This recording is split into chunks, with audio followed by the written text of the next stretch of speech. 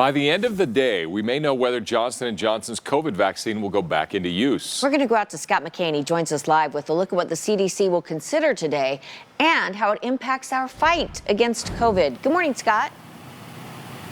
Yeah, good morning, guys. And most folks likely know by now that it was about 2 weeks ago when officials here in the U.S. decided to put a temporary halt to the use of the Johnson & Johnson vaccine. They wanted some time to gather some additional data, some more information, study the science and see what was behind some rare blood clotting issues.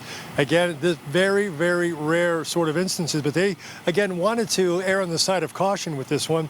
And when that happened, Fox 13, well, we called health departments all across the state of Utah, and officials with all of them basically said, look, this pause is not going to have a big impact on us because most were already using the Moderna and Pfizer vaccines. Now, according to the Utah State website, roughly 86,000 J&J doses had been given out at that point. That's out of nearly 2 million total shots. And there were no reports of any blood clotting issues here in Utah. Now, we spoke with doctors on the Advisory Committee for Immunization Practices who expect CDC officials will vote to once again begin using the J&J shot. That decision expected later today.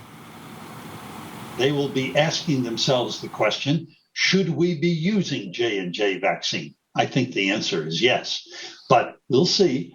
And if so, should it be used by everybody? Should there be a warning that everybody is given that information? Or should we restrict this vaccine only to certain populations?